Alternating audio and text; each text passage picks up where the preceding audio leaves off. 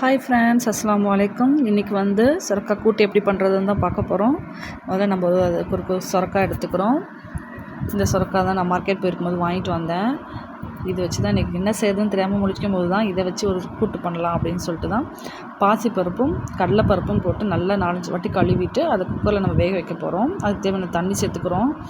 நம்ம சுரக்காயை க்ளீன் பண்ணி அதை சின்ன சின்ன பீஸாக கட் பண்ணி அதோட பச்சை மிளகாயும் போட்டு ஒரு தக்காளி, ரொம்ப அதிகமாகலாம் வேண்டாம், ஒரே ஒரு தக்காளி போட்டு கழுவி அதையும் கட் பண்ணி போட்டுடுறோம். மஞ்சத்தூள், இதுக்கு தேவையான அளவுக்கு மஞ்சத்தூள் போட்டுக்கிறோம், குழம்புக்கு தேவையானது.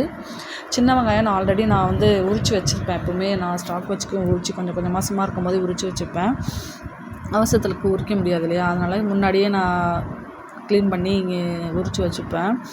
அதுதான் இப்போ சின்ன வெங்காயம் போட்டு அதையும் ஒரு கைப்பிடி அளவு போட்டுடுறோம். தேவையான அளவு மஞ்சத்தூள், கொஞ்சமாக எண்ணெய் போட்டுக்கிறோம் இந்த பருப்பு வேகிறதுக்காக. பூண்டு ஒரு 5-6 பல் பூண்டு வந்து சின்ன சின்ன பீஸாக கட் பண்ணி அதையும் இதில் சேர்த்துக்கிறோம். அவ்வளோதான் ஃப்ரெண்ட்ஸ். இதை வந்து இந்த குக்கரை மூடி நம்ம அடுப்பில் ஒரு 5-6 விசில்ஸ் விட்டுடலாம். 5-6 விசிலுக்கு மேலேயே விடலாம். கொஞ்சமாக பெருங்காயமும் இதில் சேர்த்துக்கிறோம். அதுக்கப்புறம் இதுக்கு தேங்காய் வந்து அரைச்சிக்கிறோம். இதுக்கு கொஞ்சமாக தேங்காய் போட்டுக்கிறோம். தேங்காய் கூடயே ஒரு 1/4 ஸ்பூன் வந்து ஜீரகமும் 1/4 ஸ்பூன் சோம்பு, ஒரு காரத்துக்கு தேவையான ஒரே ஒரு பச்சை மிளகாய். நம்ம இதுக்கு வந்து நம்ம மிளகாத்தூள்லாம் நம்ம போட மாட்டோம், அதனால் கொஞ்சமாக ஒரே ஒரு காஞ்ச மிளகாய் மட்டும் இதில் சேர்த்துக்கிறோம். அவ்வளோதான். இதையும் நம்ம வந்து மிக்சியில் அரைச்சி எடுத்து வச்சுக்கிறோம். நல்லா நைஸாக அரைச்சி எடுத்துக்கிறோம். அப்புறம் நம்ம அடுப்பு பற்ற வச்சு அடுப்பில் சட்டையை வச்சு கடுகு எண்ணெய் போட்டு கடுகு போட்டு கருவேப்பிலையும் சேர்த்துக்கிட்டு நல்லா பொரிச்சு வந்ததுக்கப்புறம் நம்ம குக்கரில் வேக வச்சுருந்தோம் இல்லையா, அந்த சுரக்காய், அந்த பாசிப்பருப்பு, கடலைப்பருப்பு இதெல்லாம் போட்டு வேக வச்சுருந்தோம் இல்லையா, அதை நல்லா வெந்து விசில் வந்தோடனே இறக்கி வச்சுருப்போம். அதை இதிலே எடுத்து கொட்டி நல்லா இது வந்து நான் வந்து கொஞ்சம் தண்ணியாக தான் இது பண்ணேன். ஏன்னா பிள்ளைங்களுக்கு லஞ்ச் பாக்ஸுக்கு கொடுத்து அனுப்பணும். அதனால் கொஞ்சம் ரொம்ப கெட்டியாக இல்லாமல் கொஞ்சம் இதாக தான் நான் பண்ணேன். இந்த டிஷ்ஷுக்கு தேவையான அளவுக்கு உப்பு போட்டுக்கோங்க.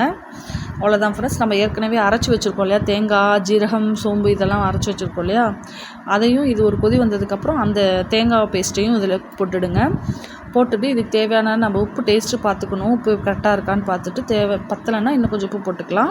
அவ்வளோதான் ஃப்ரெண்ட்ஸ். இது தேங்காய் போட்டதுக்கப்புறம் ஒரு கொதி வந்ததுக்கப்புறம் அவ்வளோ சூப்பராக இருந்துச்சு. நீங்கள் ட்ரை பண்ணி பாருங்கள். சுரக்காவே சாப்பிடாத பிள்ளைங்க கூட சுரக்காய் சாப்பிடுவாங்க.